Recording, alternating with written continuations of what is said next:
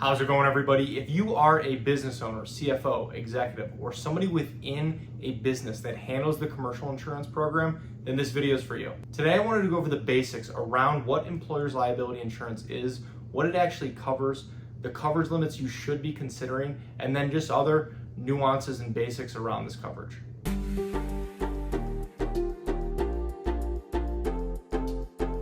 Thank you for stopping by. My name is Brian. I'm an independent insurance agent based here in the state of Michigan, Metro Detroit specifically, and I work with businesses on their commercial insurance programs, as well as helping families and individuals with their personal insurance, their home, their auto insurance as well.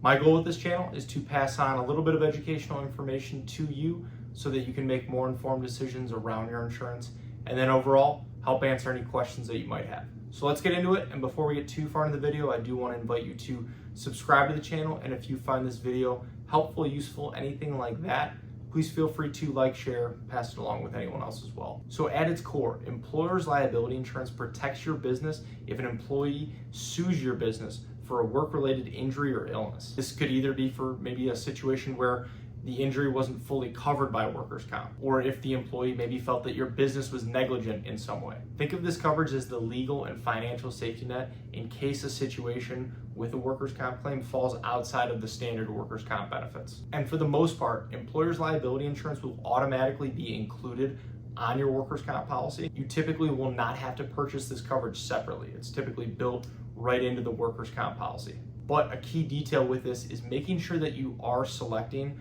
the right coverage limits. We always recommend going with $1 million limits across the board. This means $1 million per accident, $1 million per employee, and then $1 million for the entire policy limit. There are alternative options as well, such as $500,000 limits or the state minimum limits, but these really are not enough if you do ever have a severe claim, a bad lawsuit, and the cost difference to have those $1 million limits is usually minimal. So we always recommend going with, again, those $1 million limits. And it's also important to note that if you do carry an umbrella policy, a lot of times it will be required that you have $1 million limits in order for that umbrella to sit on top of the workers' comp policy. So that's another thing to note as well. And so why exactly does this coverage matter? Because let's say an employee claims negligence on your business's part, whether it's due to unsafe working conditions, lack of training, whatever it may be, and then they bring a lawsuit to you. Legal defense costs and the potential settlements that can come with it can add up extremely fast, especially in today's world, even if the claim is groundless. So employer's liability insurance really exists for these types of situations. Another important thing that I do want to note is that employer's liability does not cover claims related to